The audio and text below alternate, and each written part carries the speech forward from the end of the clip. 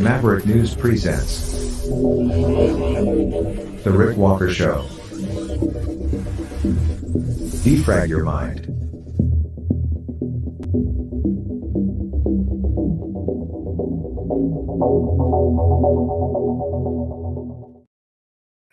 Good evening, Maverick family. Welcome back to the Maverick News Channel. Thank you, everyone, for joining me here tonight. Tons of stuff on tap for you.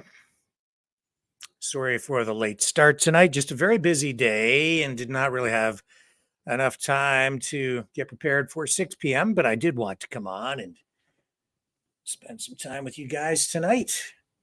So we just started a little later than usual. And that's okay, I think, for today.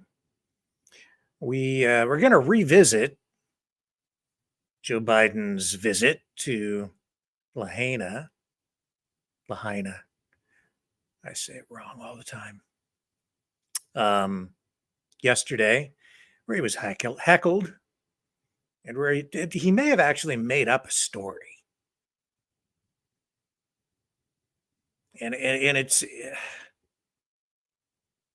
so typically Joe Biden for him to make everything about himself, which is what he did when he was there yesterday. And while we ran some of that stuff live yesterday, we didn't get some of the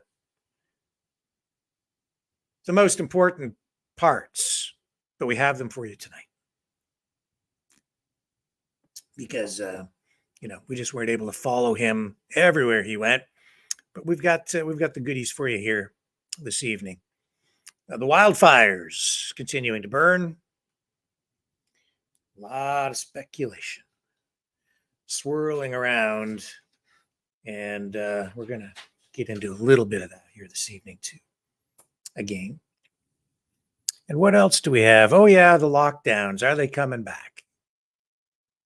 Mask mandates, things like that. And I'll tell you, we're not going to stick around here on Facebook and YouTube too long tonight because, censorship. Mm-hmm. And prepping for World War III, a war that's actually already here, but looks like we've got more escalation. And this morning, when I woke up, I was literally petrified. That's the word. Petrified. Because I just woke up and I do my clearest thinking before I go to sleep when I'm just laying in bed, no sound. And when I wake up in the morning, sometimes in my sleep when I'm having a nightmare. But I woke up this morning, and I sleep too with, I shouldn't do this, but I sleep with content playing, and it's always on, even when I'm sleeping. News and information. So I'm just always absorbing stuff, but no wonder I have nightmares. Try putting Alex Jones on when you're sleeping and then wake up. Oh boy. Especially when he talks about the demons. Yeah. Anyway, I was very, very worried because I was sort of piecing things together and seeing how everything fits from the local level all the way up to international.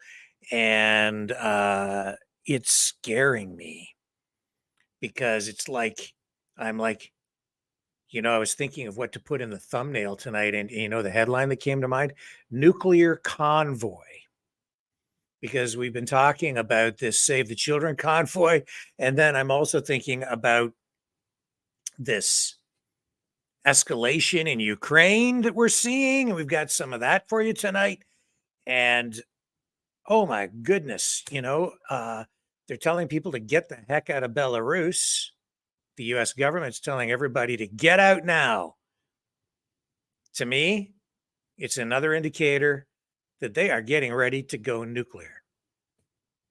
So we have all this stuff happening on the home front and all this stuff happening overseas. And I see connections. Everything is connected. You might not think that things happening locally in your hometown, you might not think that they matter that much on the other side of the world, but I'm telling you, they matter. And there are connections between what's going on right here at home and what's going on over there. And it scares me.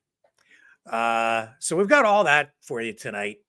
And, I'm going to try and I wish I'd had more time to prep because there's so much stuff in front of me here that I'd like to talk about this evening. But, we'll get into it. We'll get to it. And I'll do my best to muddle my way through and make the best of this here tonight. I wish I'd had another couple of hours to prep for this, but it's still going to be a great program. And I'm glad everybody is here. Welcome back, Maverick family. We are ready to rock and roll. Stay with me.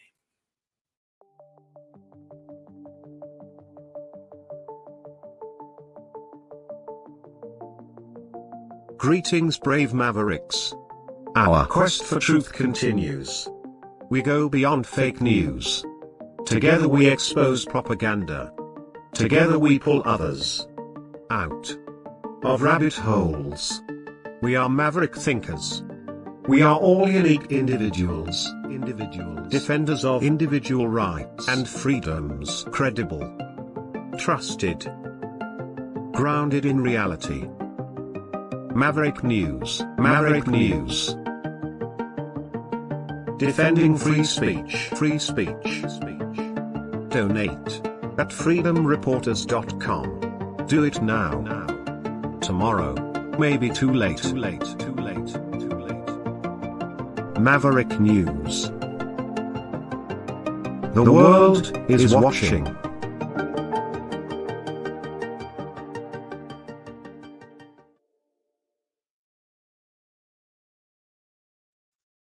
Okay, so here we are. And what are we going to do first? What are we going to talk about? Let's talk about these wildfires, shall we?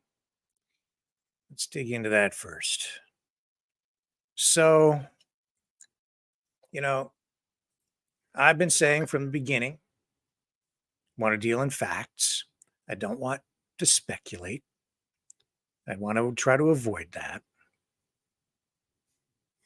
And I know, there's all this speculation about what caused the fires. In the end, I think it's important, but it doesn't really change much because I think it's pretty clear that regardless of how these things started, the response from government overall has been inadequate. If it had been adequate, we wouldn't have anywhere near the number of fires still burning that we have. We wouldn't have had as many start to begin with.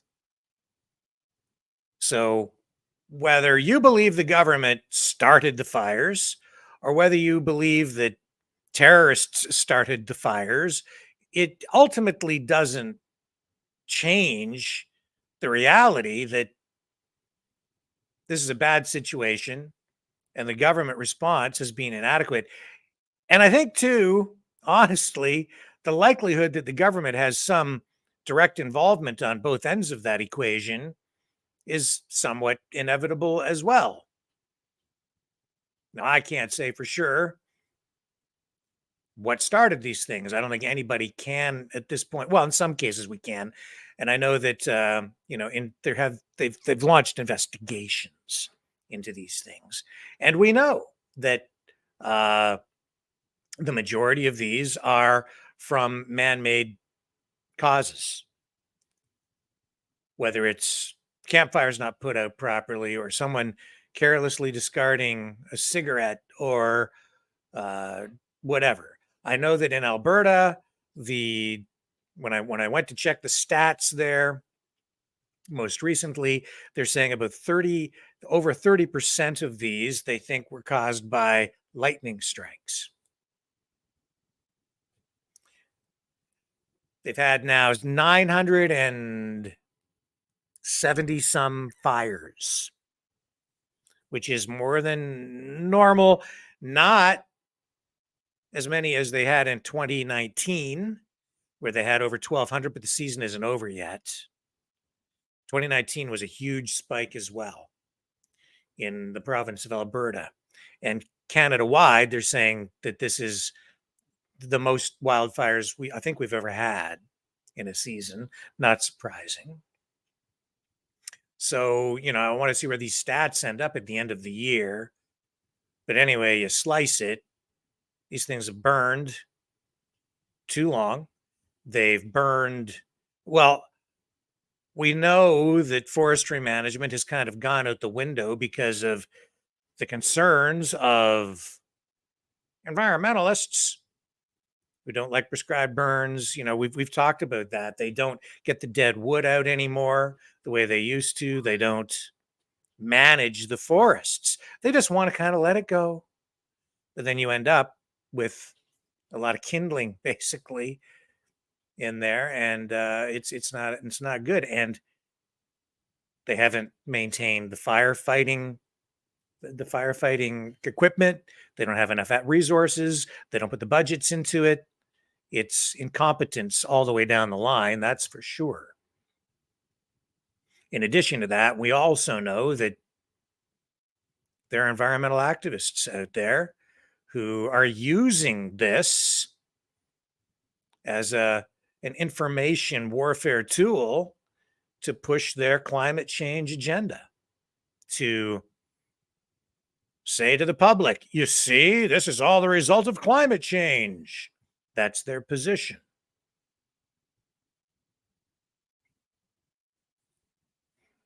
Here.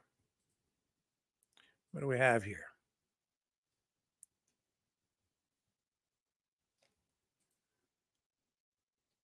And Larry sent me something. I'm just going to check this too. I'm going to click that link, and then while that comes up, I'm going to show you this here. It says Canada's unprecedented wildfires could soon get worse, experts say. Let me move this tab over here, and I'm going to show you what ABC News is reporting tonight. And I haven't even read this story yet, but I can kind of predict what it's going to say. Let's bring it up on the screen. What are they saying in the MSM about this stuff? 11,000 lightning strikes. They're saying are wildfires becoming more common? So if you look at a place like California, where you have their record year set in 2018 of acreage burned, and then by 2020, you more than double that, you know that there is a problem. So not only are you going to burn and then make carbon dioxide, but you're also going to burn the forests that were once absorbing carbon dioxide. So it's whatever. Okay. Climate change, CO2, carbon dioxide will kill you. Global warming, that's their position. Of course, like right off the top, right? So that's their narrative. That's what they're using it for. They're using it, exploiting it.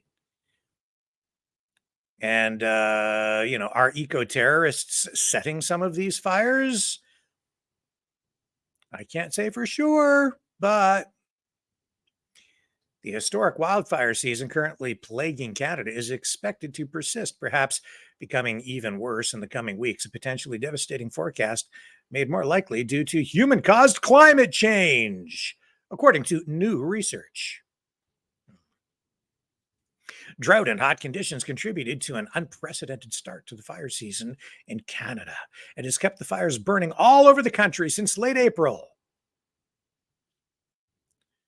Blah, blah, blah, blah. Okay, well, you can believe that if you want. On the other side of the equation, of course, you've got people who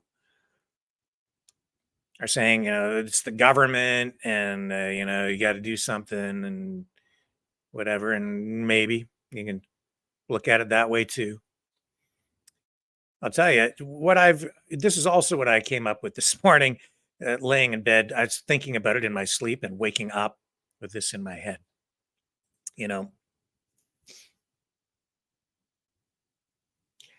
What is truth? Truth doesn't have to be true to be true. truth in this age just has to be in your head. That's always been the case with human beings. More so today than ever before. That's why things like MK Ultra, propaganda, the power of suggestion, hypnosis, the news business, information warfare.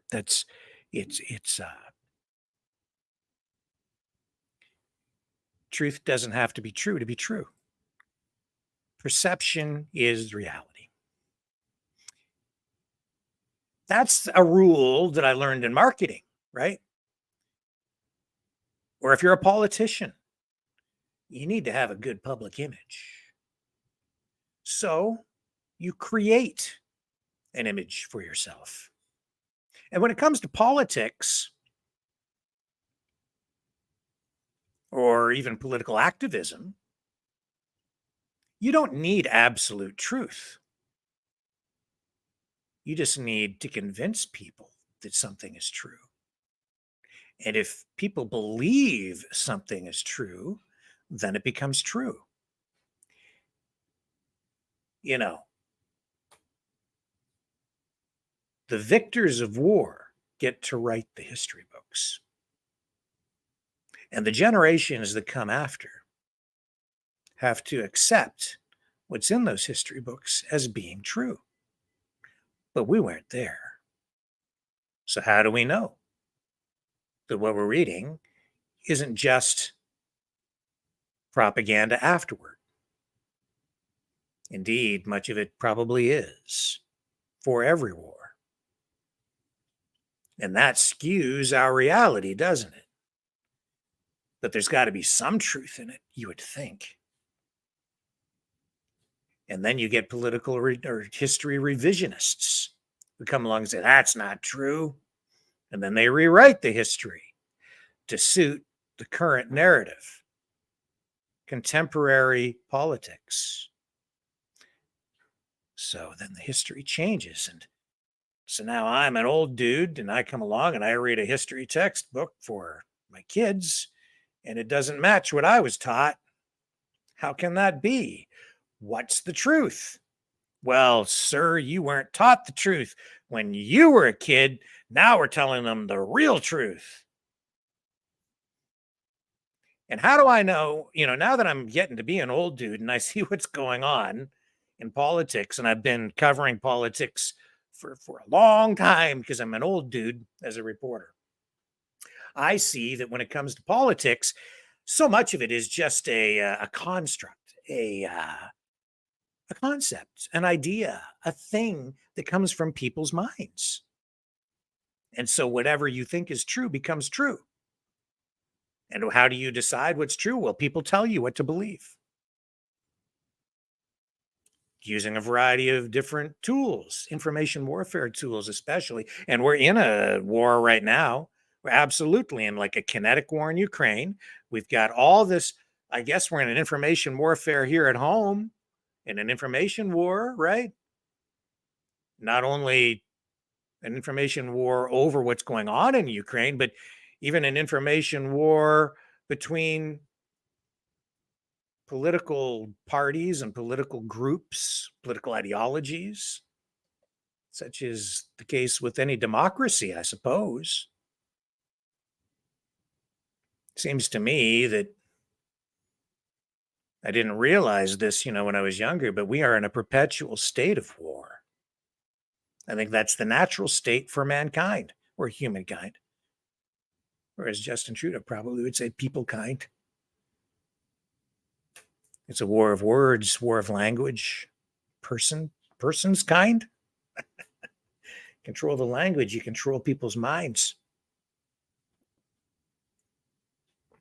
So over here in this corner, we have the climate change champions. And over here we have the climate deniers, or you could say the freedom fighters, or you could say people who believe the other side is full of crap. Which side is awake? You're a denier. You're asleep. What's the truth?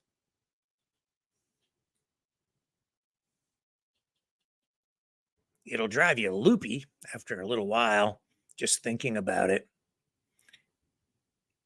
And so the comfortable thing to do for most people is to pick a side, pick a tribe, buy into the narrative on a particular side and close your eyes and then pretend you're awake. I'm challenging everybody out there every night, I think, in a way, to challenge yourself and ask yourself, is what I think really true? I'm doing it every day. The conclusion I'm coming to today, and it may change tomorrow, is that the government response to these wildfires has been woefully inadequate. I'm seeing way too many houses burn. Way too many acreages of trees just go up in smoke. Now, I don't have any proof. I don't know if it was a death ray from above. I don't know if it was a Klingon warship using a phaser laser crazer beam. I don't know. Don't know exactly what started it, but I do know way too many houses have burned down. Too many people have needed to flee their homes. And I would say that is something that government has to own up to in one way or another. Way too much of it. Joe Biden went to Lahaina yesterday. Why? Finally, after being heavily criticized, and I think rightly so. Well, here, before I do that, let me just show you this other MSM report. And I mean, they're acknowledging here in this CBC report, 200 buildings estimated destroyed by Okanagan wildfires. There you go. Another one up in smoke. Premier David Eby is set to visit Shuswap and Okanagan regions Tuesday as conditions improve. It says here, the latest estimate suggests fewer than 90 structures were destroyed or damaged in West Kelowna and the West Bank First Nation, and fewer than 100 in the Northwest Side region to the north. 3 homes are lost to fire in Kelowna and another 3 in neighboring Lake Country. The British Columbia Premier, along with the provincial forests and emergencies ministers, will meet later this week, I guess, in the southern interior, and have had to flee due to wildfires. The latest estimate from fire chiefs in BC's central Okanagan region suggests that fewer than 200 buildings have been destroyed in aggressive wildfires that swept through West Kelowna and the surrounding area last week. And the smoke.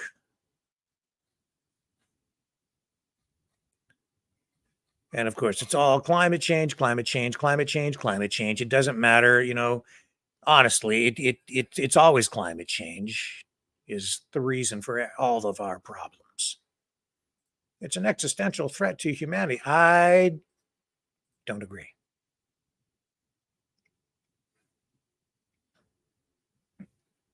I don't agree. I think they have an agenda. I don't think they spend enough on fire mitigation. And the people in Lahaina, obviously not happy with the U.S. government response to their problems either. And so here's Joe Biden telling a story. Of course, he made it about himself. I didn't have this clip for you last night. I wish I'd had it. I'll share it with you now. Here he is. He's talking about when he was younger, like not younger, but his house burned or something, and almost lost his cat and his Corvette. But it was okay because he was insured. Listen to this story. It's like, so he got heckled later about this, but listen to the story. And I'm seeing reports that suggest this may have been a completely fabricated fib, which is even worse. So I don't know. Would you actually make up something like this? I mean, I couldn't imagine doing that, but some people are saying this isn't even a true story. But anyway, listen to Joe Biden. I don't want to compare difficulties, but we have a little sense, Jill and I, what it's like to lose a home. Years ago, now 15 years ago, I was in Washington doing Meet the Press. It was a sunny Sunday.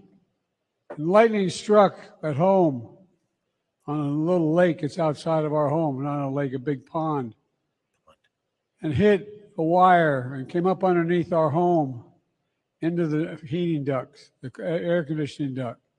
To make a long story short, I almost lost my wife, my 67 Corvette, and my cat.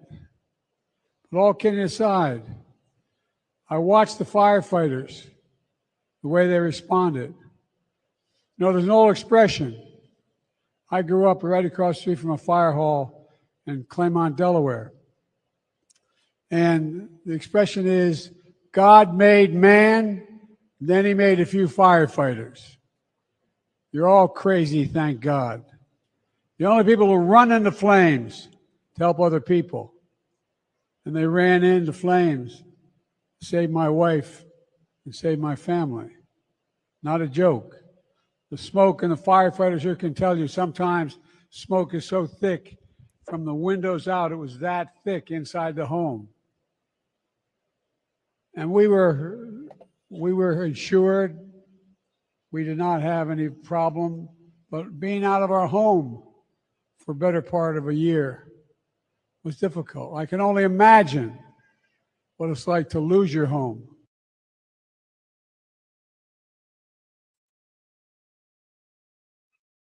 It's all about him, man. They lost their whole damn town and more. People there, a lot of them lost everything. And you're standing up there talking about almost losing your Corvette and your cat. Your cat, yeah, okay, but Corvette, whatever. So people were not happy with him yesterday. Some people flipped him the bird.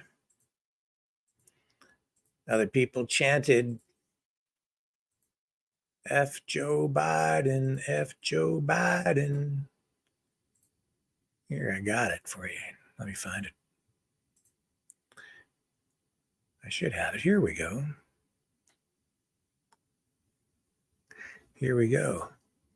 This is how the people in Lahaina felt about Joe Biden there yesterday. And we couldn't hear some of this as he was strolling yesterday, but we can hear it in this clip. Here he is. This is the welcome he got.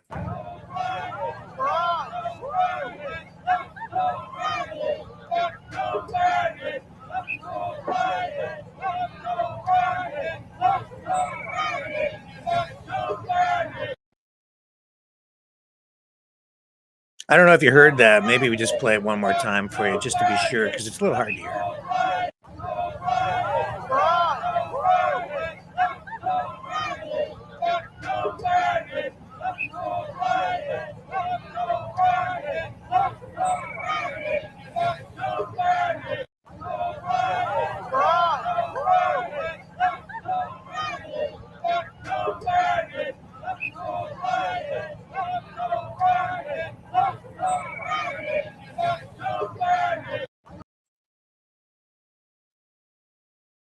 Yeah, did you get that? A little hard to make out. We might play it again later, just in case some people missed it. A little hard to make it out, you know.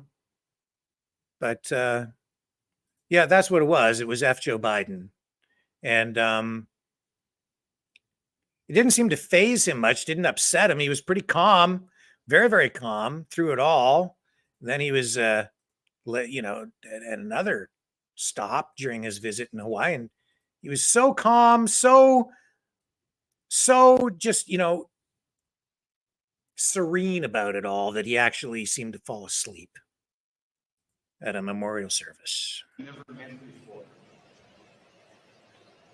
We are a community that relies on family, on ohana, whether by blood or by friendship.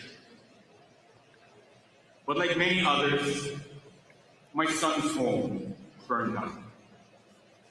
My daughter's home He woke up. burned down. My home burned down. My parents of 59 years home never met before. See, we'll just play it one more time, just We in are a case you missed this community too. that relies Yeah, on family, he's a busy guy. on ohana. Gets a whether little by sleepy, blood so he just or took by a little friendship. power nap there in the middle of the memorial service. But like many others, my son's home Yeah, burned just down. kind of. Oh My yeah! daughter's home He woke burned up down. there. Woke up. My home That was just a quick one. burned down.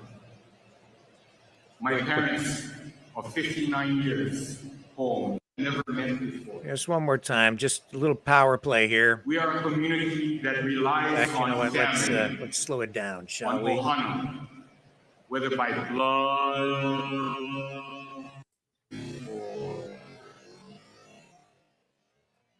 There he is. We'll just slow it down. Sleepy Joe. We are a community Yeah. that relies on family. Sleepy Joe. This is your leader. Most powerful man in the world, the president of the most powerful nation on the planet Earth, Sleepy Joe Biden. Sleepy Joe Biden. Joe, wake up, Joe. It's time to wake up, Joe.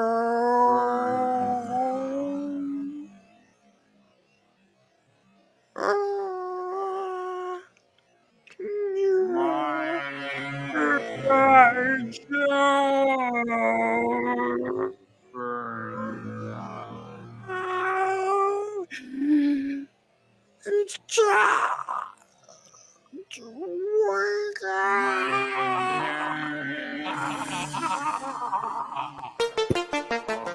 The New World Order. Government overreach. The Great Reset. Mainstream media lies. Now more than ever, independent voices are needed. Donate now at freedomreporters.com. That's freedomreporters.com. Maverick News. The antivirus program for your mind.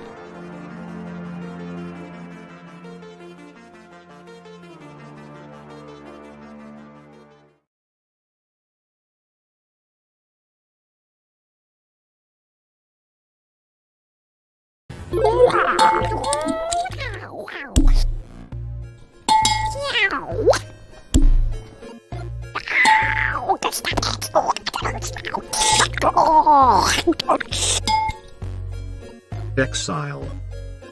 The Knights of Malta. Maverick News. Join us. The world is watching.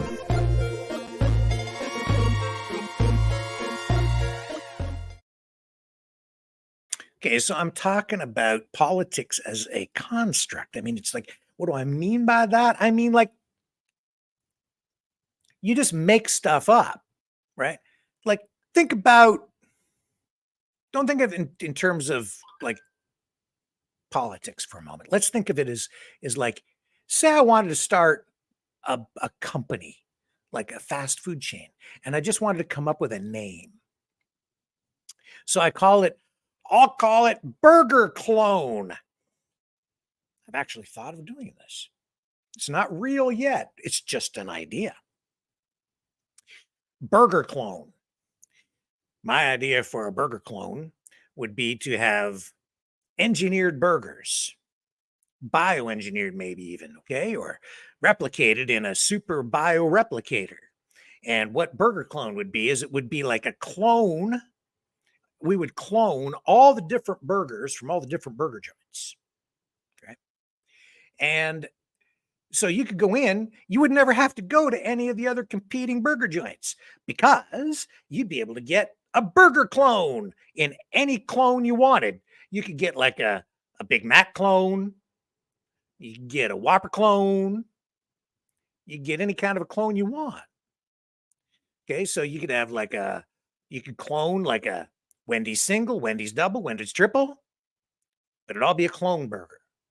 All of them clones, not the originals. But anyway, so if you were actually, so it's just an idea right now, but if you made the place, then it would actually become like a reality thing, right? Well, a country is just kind of like same sort of thing. It's like, what is a country? It's just like something that you make up in your head. Somebody made up the country, and then some dude said, "I'm going to be the king." So if you would like be the king of the burgers, you'd be like the Burger King, right? So somebody made the Burger King place, and then they made the guy the king. Well, I'm just saying, all these things are like concepts, ideas. You just make stuff up. And in our world today, everything's kind of just made up in one way or another, especially on the neoliberal woke side. I mean, they just make up whatever they want to the point where it's like math doesn't even hold any water anymore. It's not even a real thing. Now, I don't subscribe to a challenging reality on that level, however, you see, because when I hold up this cup, that is a real thing. Now, a concept or an idea, that can be a construct. And I suppose mathematics can also be an arbitrary thing. And it could be a construct as well. I mean, if you look at a ruler, it is 12 inches long, that equals 1 foot. How come it's 1 foot? Because somebody just came along and decided that that is going to be a foot. That's why. Because somebody just decided. Well, that's kind of where we're at today, too, but to a more extreme, right? So you don't have to be a man. You don't have to be a woman. You could be anything you want. And 2 + 2 doesn't even have to equal 4 anymore. That's where we're at, baby. I'm telling you. Here is Addison Rae, some sort of a super duper supermodel who did this photo shoot for Vogue Woo. And check out this outfit. Got to get me one of these because this gives you like superpowers where you can create your own reality. Here's Addison Rae's super duper supermodel, superpower, super dress thing where it defies reality and lets you create your own reality. 2 + 2 = 3.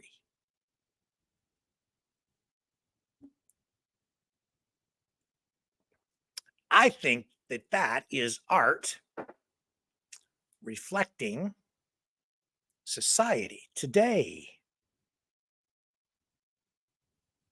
Nothing has to add up anymore. It can just be whatever you want. Man, if I was in school today, I would be acing math class.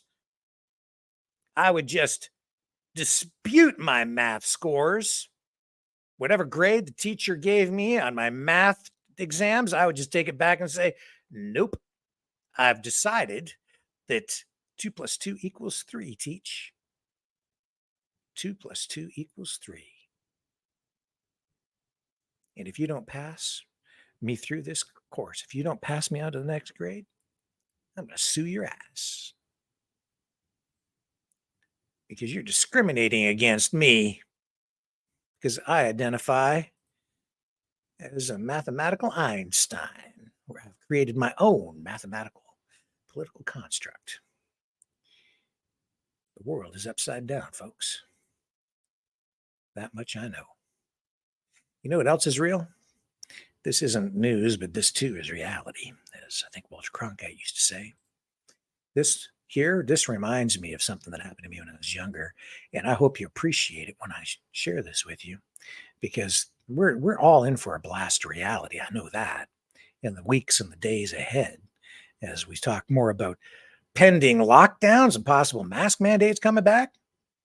Well, isn't that going to be a knockout punch? Just like that, right in the head. Oh my goodness. This here reminds me of when I was father of a young'un, and my daughter had a birthday party, and we had a piñata, and we gave a baseball bat to a little girl who was at the party, and the girl was supposed to hit the piñata with the baseball bat, and she had the blindfold on, but the little girl did not hit the piñata with the baseball bat. The little girl started to beat the crap out of me with the baseball bat. And I looked pretty much like that dude right there, except it wasn't the feet, it was the baseball bat that was getting me all punchy drunk like that. Ouch. And that is just about where we're at politically today.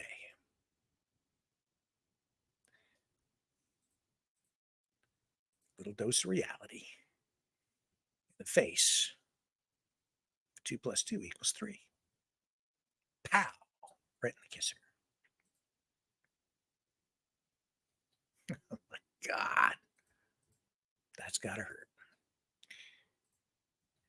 And I just don't know what the heck to do anymore when people say 2 plus 2 equals 3. Oh my God. You know, I just don't know. And then there's this story today. Minister is receptive to cutting $15 billion in spending. Anand says, had you, calls it an exercise in thoughtfulness. This is a Canadian story. There's a cabinet retreat going on, and they're focusing on housing. Oh, they're so responsible, aren't they? This is the liberal Trudeau regime, trying to show everybody that they're fiscally responsible. Check this out. Here we go. Treasury Board President Anita Anand says her federal cabinet colleagues have been very receptive to the plan for all ministers to find $15 billion in spending cuts across government departments, as one of her colleagues vows to protect service programs from getting the axe. Prime Minister Justin Trudeau and his cabinet are currently amid a 3-day retreat in Prince Edward Island, where they're plotting out federal priorities for the fall sitting of Parliament. This meeting kicked off with a presentation from Deputy Prime Minister and Finance Minister, our favorite, Chrystia Freeland, on the broader fiscal and economic context underlining their plans. And a central piece of that is Budget 2023 commitment to claw back more than $15 billion in planned spending over the next 5 years.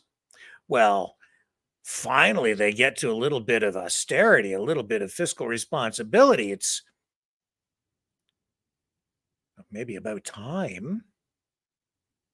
But, it's going to take them 5 years to trim off 15 billion. But, they're so responsible, aren't they? Money's got to be a little bit tight after sending as much as they have to Ukraine to buy all them guns and bombs and guns.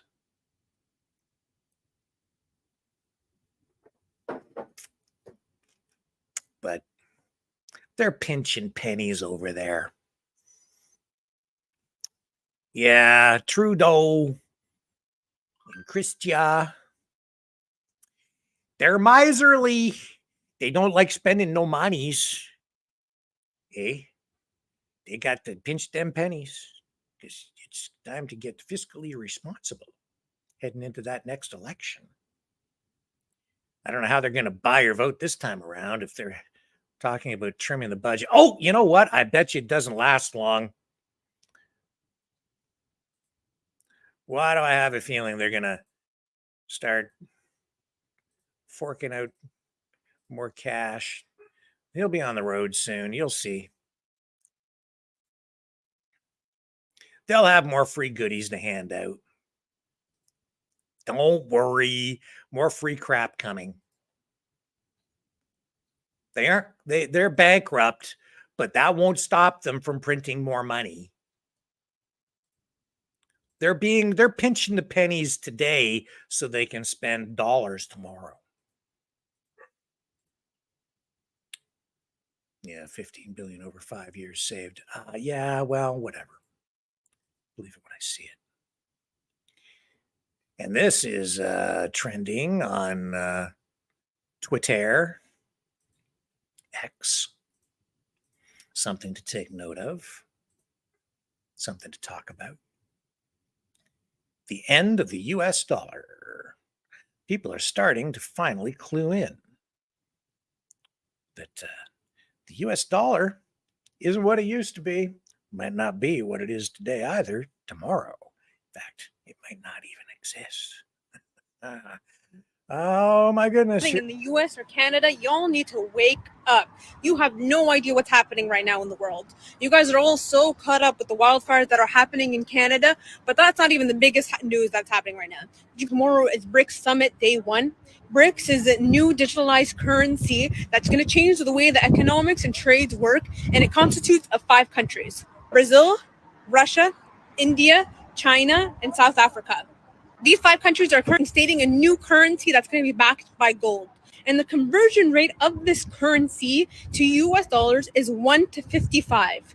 Do you know what that means? For us, things are going to skyrocket in price. Inflation is going to become the worst it's ever been in centuries, as if it's not already bad enough now. Imagine trying to spend $20 there, equivalent to $1,100. That's basically an entire paycheck. And if you're in Canada, it's even worse. It means you guys need to take your money out of bank accounts because it is depreciating in value, and you need to start putting into investments such as crypto, properties, commodities such as gold. Especially gold, because gold is actually backed by the BRICS currency. And you need to start putting it into investments and assets that will start making you money. Yeah, I don't know about the crypto stuff, but gold for sure. Always a stable place to put your money. Always a hedge against inflation. That historically has always been true. It's a hedge against inflation. A safe storage of wealth, of your savings. She's right. The BRICS currency could devastate the US dollar. People don't understand. People don't, they're not taught in school economics anymore. They don't get it. They do not get it. Let me turn this off. The US dollar, the Canadian dollar, not backed by gold anymore. There's no gold backing up the dollar. You know what backs up the dollar? Combination of things, but it's really one thing. It's sort of your labor. It's you. You back up the dollar. It's the guarantee that you're going to be productive in the long haul, and the country then as a whole is going to be productive in order to back up the debt that the government incurs. And more than that, on a larger scale, on a macroeconomic scale, it's that, but it's also has been tied to the value of oil since the 70s, when Nixon took the U.S. off the gold standard.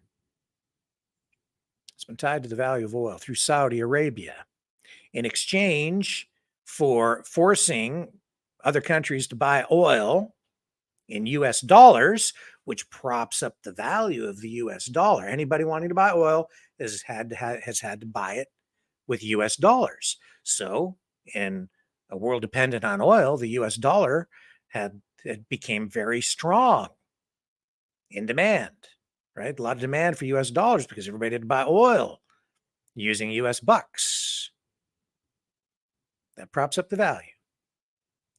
But in exchange for forcing countries to do that, the US provided military defense. So in reality, the US buck is backed by bombs. The US buck is backed by bombs. And the way to keep the economy expanding is to expand the empire.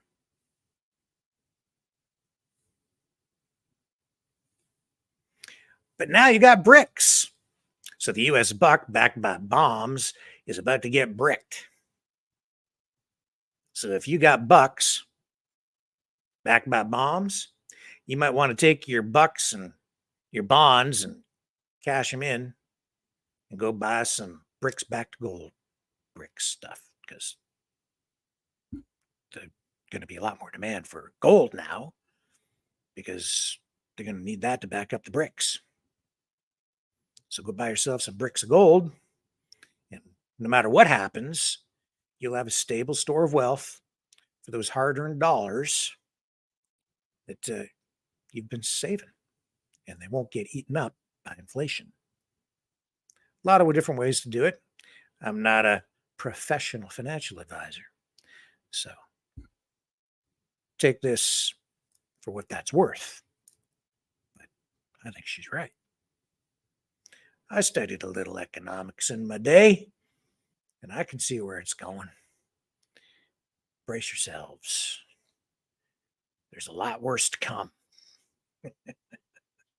Hello, world. Are you awake?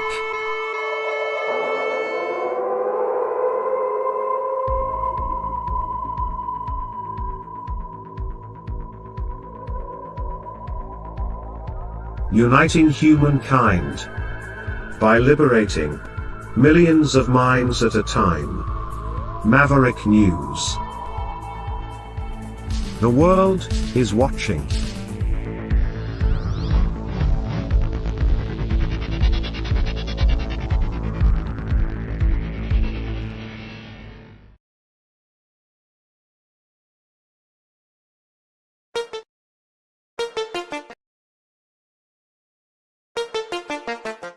The New World Order.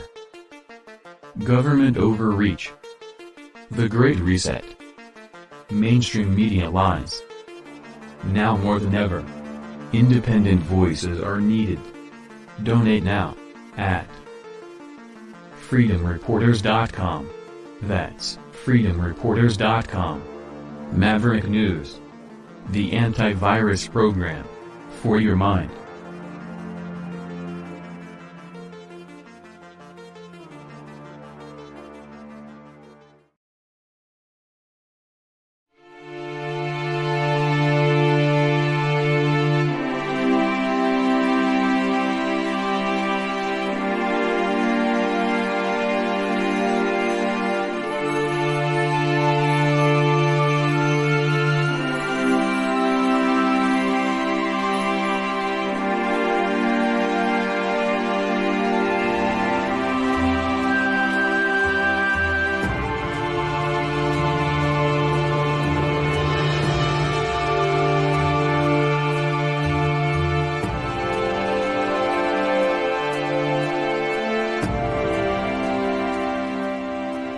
Maverick News.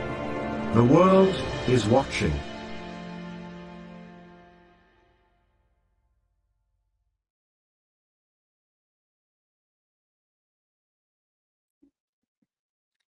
Okay, I'm back. And actually, I need to turn this phone on for a second because there's a message that I need to share with you guys in a video. I'll let that reboot. So maybe before we get to that, we'll deal with a couple of other little things. Maybe a big thing. I don't know if there's going to be a lockdown next month or more mask mandates. I don't know. I don't know. Oh, you know what? We're still on YouTube and Facebook, so maybe we'll save this. Maybe we'll save this. And maybe I do know if there's going to be. Maybe I don't know, but we'll save it. Okay. You know what I don't know? I don't know if there's going to be a nuclear war, but I'm damn worried about it. And that is actually the thing that had me petrified this morning, because they're telling U.S. citizens to get out of Belarus. That's what the U.S. government is telling people. Get out of Belarus while you can. Let me show you.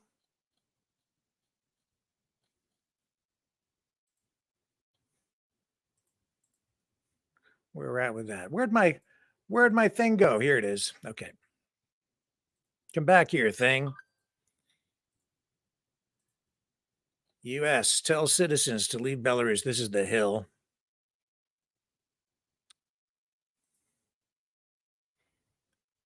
It's not the only media outlet reporting this. There are many, not a lot. It's not really hitting like the top tier mainstream media. They're kind of downplaying all this. They don't really want to talk about it too much, but we should be looking at it. The United States is telling people, the State Department urging U.S. citizens to leave Belarus. The Biden administration is urging U.S. citizens in Belarus to depart the country immediately and warned against travel. There is a statement published earlier this week. The updated travel warning comes after bordering countries, Lithuania, Latvia, and Poland, have stepped up security along the border over concerns about Russian Wagner mercenary forces exiled in the country. The State Department, in its warning, encouraged Americans still in Belarus to depart the country immediately and categorized the country as a level 4 risk, the highest security warning. Belarus's longtime leader, Alexander Lukashenko, often described as Europe's last dictator. What side are these guys on? Has been a key facilitator of Russian President Vladimir Putin's war in Ukraine. It's Putin's war, they say. It's all his fault. It's Vladimir Putin's war. It's all his fault. That evil guy. Victoria Nuland didn't have anything to do with it. And Biden, he's innocent. He's just a nice guy. He wants peace. Yeah. Yeah. Is under a catalog of U.S. sanctions. Yeah, because Biden's a really nice guy. So they sanctioned everything and stole everybody's stuff. And, if you're Russian, they'll take all your stuff and freeze your bank accounts and crap for alleged human rights abuses and political repression against Belarusian people who challenged his claim to election victory in 2020.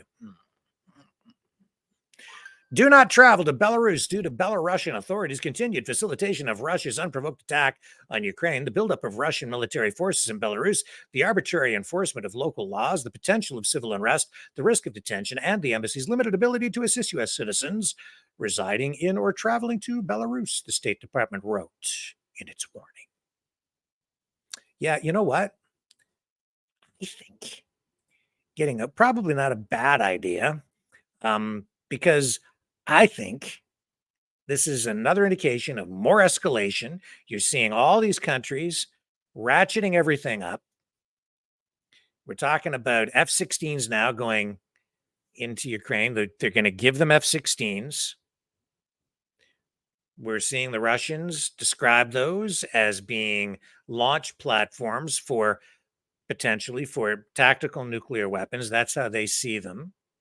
It's very clear that both sides are digging in. Neither side is prepared to back down. The Russians can't lose this. They won't allow themselves to lose no matter what. They are willing to go all the way. We know that is the case. Putin has pretty much made that very clear. But they don't want to be manipulated into using a nuclear weapon, but it's very clear, I think, that they will, if provoked to the point where they are facing a true existential threat, where their country, the existence of their country is threatened and appears to be on the verge of destruction. I think they will use a nuke.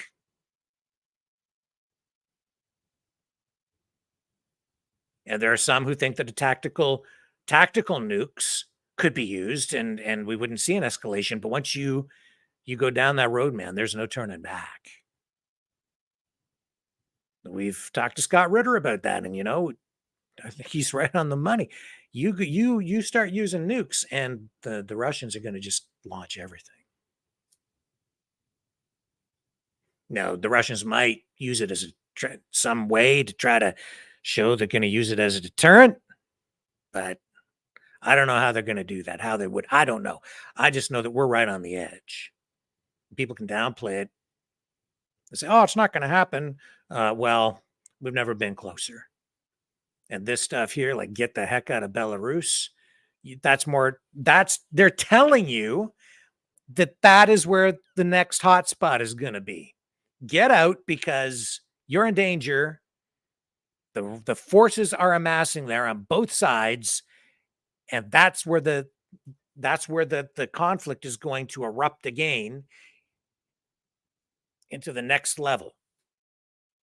And with all these additional attacks, I mean, the first time there was a drone strike in Moscow, it was a little bit freaky. Now it's becoming normalized, and we're seeing attacks, and the Russians having to defend their territory within Russia proper, if you want to describe it like that. This is not good. It's not good. You're poking the bear. But it's Putin's war. Yeah, well, you know what? Maybe if you stop droning Moscow, they won't have to shoot back.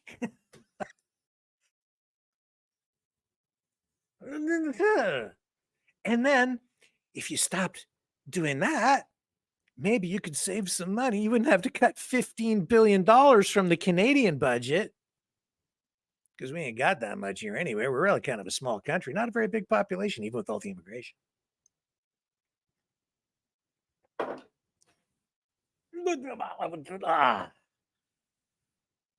Wouldn't it be better to take the money and build stuff instead of blowing stuff up? But no, they want to blow stuff up so they can build stuff back and make money both ways. Build the bombs, then rebuild the buildings. That's good for the environment. Blowing stuff up and then building stuff. But you can't have plastic bags. No plastic straws for you. We need to, it's just like, they used to have metal drives or whatever. You used to go around and they collect like steel and crap. Like they stopped building cars during World War II because they needed the steel so they could build bombs and ships and stuff. Well, they need the plastic now to build the bombs. So no straws and no bags because they need to build the bombs and stuff. The plastic crap that they need for the war, I guess. I don't know. And save the planet. So no straws, but it's okay. You're going to blow stuff up. They'll just build it back. And the depleted uranium shells, nothing to worry about. It's a little nuclear waste, like laying around all over the place where children play. And it's in the potatoes, the ground, and you eat it. It's no big deal. It's okay. Just chill out. Stay calm and keep on bombing. What could go wrong? They've got a plan. Yeah, a plan. It kind of a greedy plan, really, like amass as much power and land as we can to expand our empire. Keep the economy growing. Take over another country. Make them join NATO. Force them. Our devious plot is working. So here, let me show you what was sent to me. Ba-da-bum-bum-bum-bum-bum. Okay, so Kevin Michelizzi is over in Crimea. He sent me this stuff here, and I didn't have time to download this one. Maybe I can get it for it. Well, I'll just read it. So there was heavy attacks in Crimea today. Says here, Russian air defense suppressed 2 Ukrainian drones near Crimea by means of electronic warfare, as a result of which they fell into the water 40 kilometers, 24.8 miles northwest of the peninsula, the Russian Defense Ministry said on Tuesday. Says about 2300 hours Moscow time, an attempt by the Kiev regime to carry out a terrorist attack with aircraft-type unmanned aerial vehicles was thwarted. 2 Ukrainian unmanned aerial vehicles were detected and suppressed by electronic warfare by the air defense forces. The ministry added that drones, having lost control, crashed over the Black Sea, 40 kilometers northwest of the Crimean Peninsula. Russia's Su-30 SM fighter jet of the Black Sea Fleet destroyed a reconnaissance boat of the Ukrainian armed forces, which was discovered near Russian gas production facilities in the Black Sea, the Russian Defense Ministry said as well today. I have video. I was able to download that, and it took me just a few minutes before the program to get it so that it would play properly, but I believe it will play for us now. Here's what happened, as you can see from this.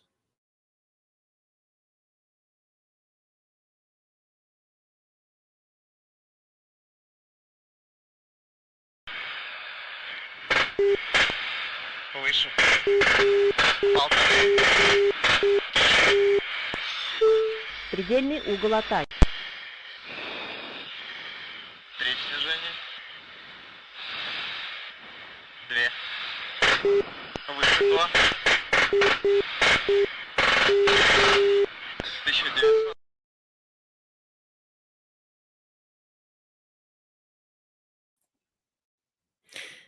Yeah, we've seen other drone attacks on that bridge in Crimea a couple of times, and some attempted drone attacks as well.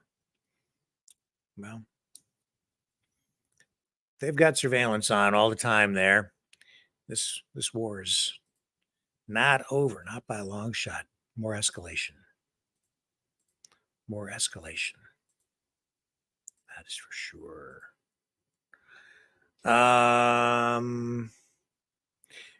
Okay, let's go back to the wildfires here for a bit, because people talk about the cause, right?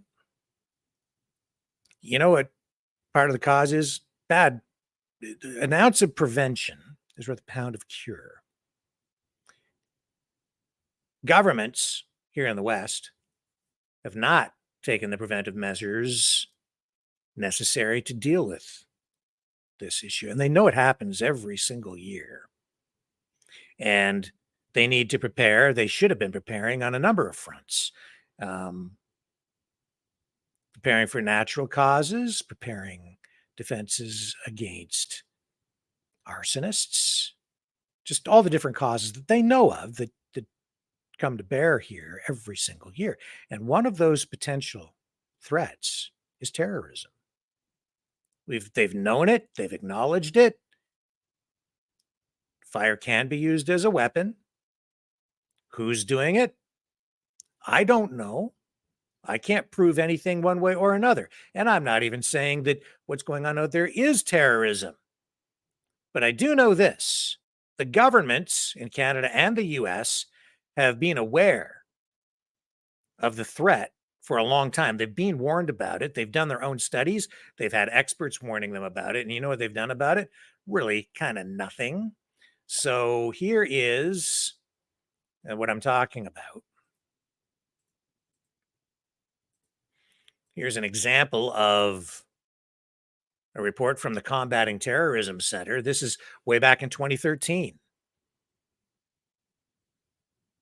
Let me bring this up on the screen for you. Fire as a weapon in terrorist attacks. The use of fire for criminal, gang, and terrorist activities, as well as targeting first responders, is not new. During the past 4 decades, the New York City Fire Department has faced hundreds of intentionally set fires that would often target people. On March 25th, 1990, however, the unthinkable happened. An arsonist with a plastic container of gasoline spread the fuel on the exit stairs of the Happy Land nightclub in the Bronx, intentionally killing 87 people, foreshadowing even larger events to come. And then they talk about September 11th. They talk about all these things, but here it says, understanding fire as a weapon. The devastating 2008 attacks in Mumbai, India, represented a game changer. Over 3 days, a city of nearly 14 million was held hostage, while 166 people were murdered in multiple locations across the city, introducing a new model for terrorist attacks. The nature of the Mumbai attack confused those providing tactical response, rescue operations, fire extinguishment, and mass casualty care. The attackers employed multiple means of attack, including improvised explosive devices, assassination, hostage barricade, building takeover, active shooter, kidnapping, and fire. Despite all of the violence, the most iconic images from that event remain the fire at Taj Mahal Hotel. So they're using fires in buildings.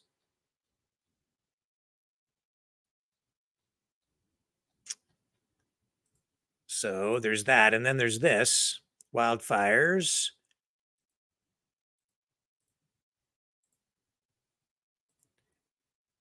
Mitigating the threat of terrorist-initiated arson attacks on wildland urban interface areas. This is the First Responders Toolbox. And this is on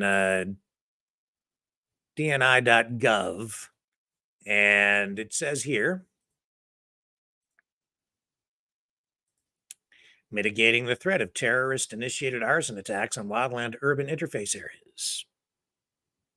Foreign terrorist organizations encourage arson attacks in the U.S. because of its perceived simplicity and potential to cause significant and widespread damage. Arson-initiated wildland fires in the U.S., especially in the West, result in major human, property, infrastructure, environmental, and economic losses. About 40% of all U.S. homes are in wildland urban interface communities, according to the U.S. Department of Commerce, putting these communities at greater risk of wildfires, although most WWIII arson incidents in the homeland resulted in criminal charges unassociated with terrorism. Messaging by terrorists may result in acts of arson connected to terrorism. In July 2020, ISIS released an English-language video titled Incite the Believers that urged supporters to conduct arson attacks in forests, fields, cities, and villages to safely dispose of evidence to hinder law enforcement investigations. On 20th of July 2019, authorities that's a typo, indicated an ISIS supporter in the U.S. who said he wanted to set fire to the Berkeley Hills mountain range in California, a recognized WWIII vulnerable to fires. In January 2017, ISIS English language Rumaya magazine provided instructions for making improvised incendiary devices and urged supporters to target wildlands and buildings. In May 2012, Al-Qaeda in the Arabian Peninsula's 9th issue of Inspire magazine offered instructions and suggested materials for building a timed incendiary device or firebomb, and recommended targeting urban areas adjacent to wildlands in order to destroy natural resources as well as structures and vehicles.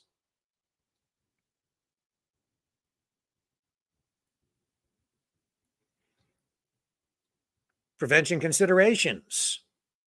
The following practices, procedures, and precautions may help prevent terrorist-initiated WWIII fires or minimize the damage and casualties that fires may cause.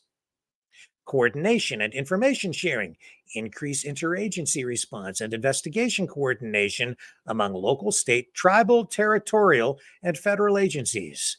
Fire services should participate in the information sharing environment through the National Network of Fusion Centers Terrorism Liaison Officer, TLO, and Fusion Center Liaison Officer programs, and FBI Joint Terrorism Task Forces make use of the ATF bomb arson tracking system for investigative reporting.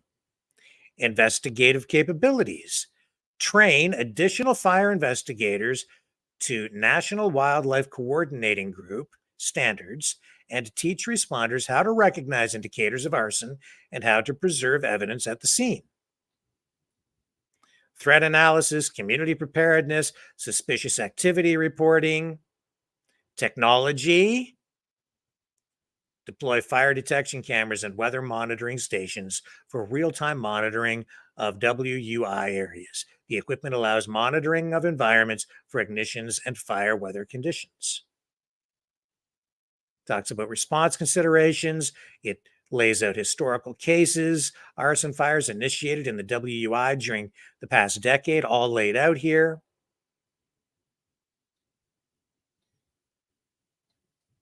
Lists various kinds of resources that could be brought to bear here.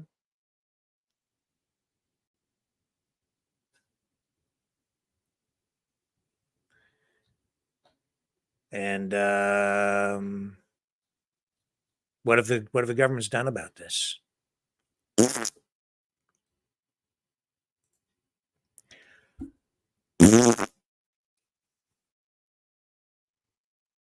Really, they've done nothing. They cut the budgets out west here in Canada. The previous government in Alberta did. And I know some people are still not happy with what Danielle Smith, the new United Conservative Party leader who became premier, still not happy with the response from the current government. But, they kind of inherited, they were just new and they just inherited what the NDP government left them. Woefully inadequate in Canada and woefully inadequate in Hawaii. And they were warned. And here's another one. This is something that's been on the radar for a long time. And again, I don't know for sure I don't know what caused these fires. I can only look at the stats and we know what we're told. But is pyroterrorism a threat in the United States? This is from 2018. Most likely it is not. But if and when, it most likely it is not if, but when it will occur. Well, is that going on right now? Investigations may determine that. And we have seen eco-terrorism. Yes, we have. In a variety of ways, in a variety of places, from a variety of people. And you think about it, Canada's Minister of Environment and Climate Change, Stephen Guilbeault, before becoming the Minister of Environment and Climate Change, was a climate activist himself. He climbed the CN Tower to unfurl a banner about global warming, got arrested for the stunt. And this article lays out the whole thing. And you're all aware of the Japanese, with their fire balloons that they sent over here, which weren't terribly effective at the time. But they did try to do that and use fire here. And again, I don't know.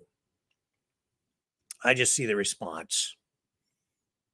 And maybe tomorrow we'll have somebody on the show talking about this and their own personal experience, because I do have contact that I need to initiate with someone out there who has a story to tell, sort of in this vein. And they may shed some light on this for us tomorrow if I can arrange to get them on the program. I'll just kind of leave that there for the moment and see where it goes. And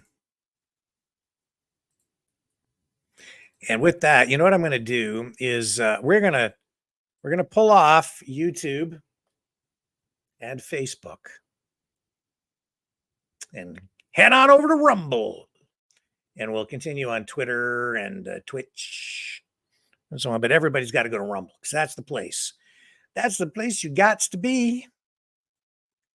I'll put the link in the comments section for everyone, because we're going to go over there. We're going to go over there and talk about Rumble stuff, the kind of Rumble stuff that you don't get on YouTube and Facebook. So this is your reward for sticking around so long. There's the link to the Rumble channel.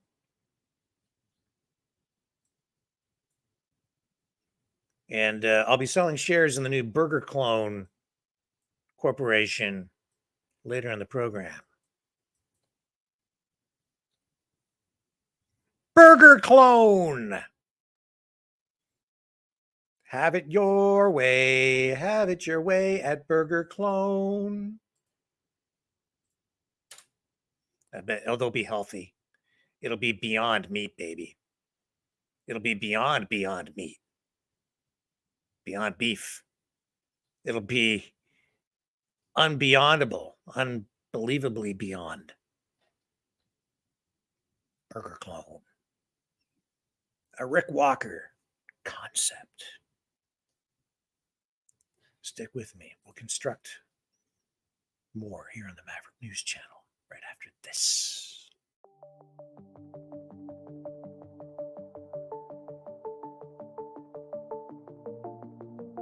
Greetings, brave Mavericks. Our quest for truth continues. We go beyond fake news. Together we expose propaganda. Together we pull others out of rabbit holes. We are maverick thinkers. We are all unique individuals. Defenders of individual rights and freedoms. Credible. Trusted. Grounded in reality. Maverick News. Maverick News. Defending free speech. Free speech. Donate at freedomreporters.com. Do it now. Tomorrow may be too late. Maverick News. The world is watching.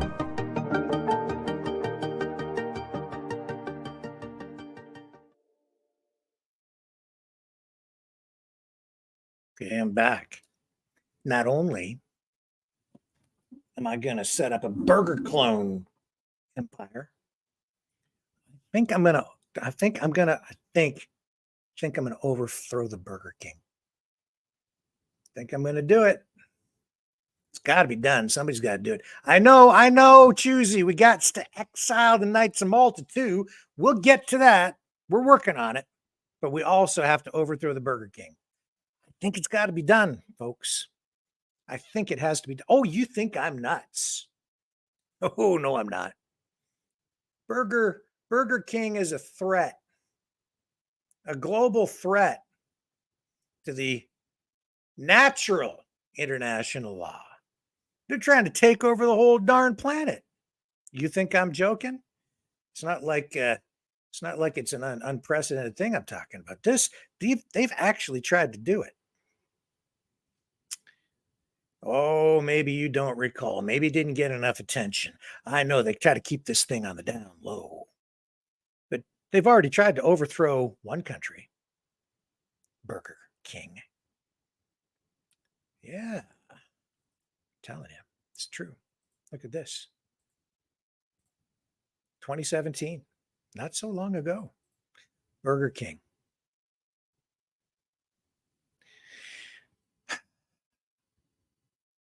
Two kings, one crown. There can be only one king. Belgium. Burger King They got themselves in trouble with Belgium's monarchy over an advertising campaign asking Belgians to vote online to crown the global fast food giant the true ruler of the country, where the US brand will launch next month. So in 2017, they tried to establish another, I'm going to call it like a burger base. Yep.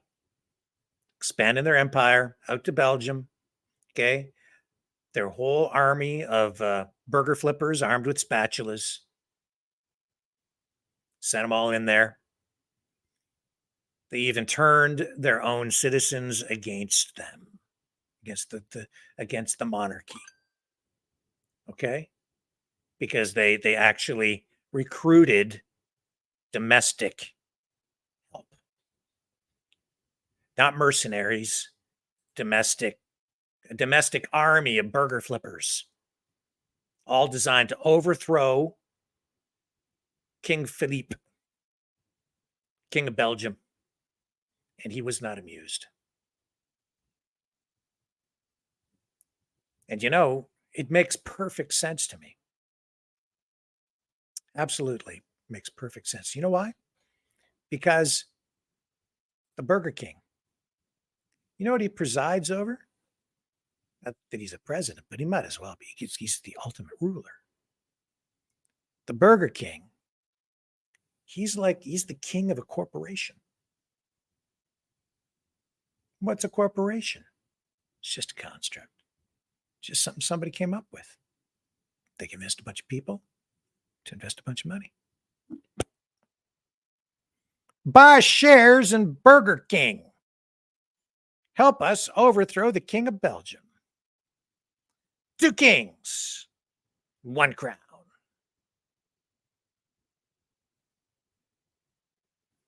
What is Belgium? It's a country. Is it real or is it a myth? It's just an illusion, man. It doesn't even exist. It's just a corporation, too. It's one corporation fighting another corporation. Who made that guy the king anyway? Well, see, Burger King, they're dangerous. We got to overthrow them. They're upsetting the balance of things, man. Just saying. Time to pop off YouTube. That's a joke, Facebook and YouTube. Don't ban me about talking about overthrowing the king of burgers. Maybe the way to do it is just to put them out of business with burger clone franchises all over the world. But wait a minute. Wouldn't I then be guilty of the same kinds of international transgressions as the Burger King himself?